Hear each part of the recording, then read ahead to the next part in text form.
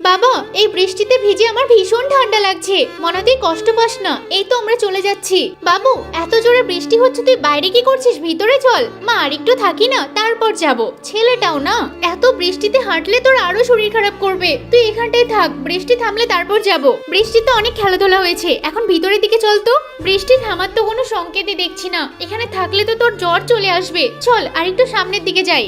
এই, তুই অসুস্থ হয়ে যাবি, চল ভিতরের দিকে।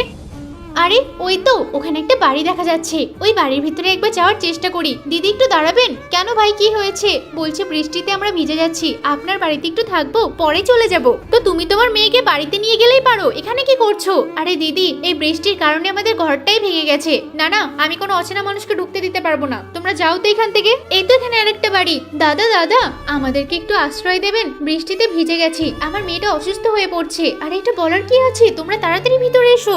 আপনাকে অনেক অনেক ধন্যবাদ ভাই। মনা, তুই একটু ভিতরে থাক, জানি না তোর জ্বর চলে আসে কিনা, একদম ভিজে গেছিস। কত মজা হচ্ছে। এই, তোকে এখনই জামা প্যান্ট চেঞ্জ করে দিলাম, আবার চলে আসলি। মা আসো না, আজকের বৃষ্টিটা হেব্বি লাগছে। তুই ঠিকই বলেছিস, আমিও একটু ভিজি। কত মজা হচ্ছে ছাদের উপর।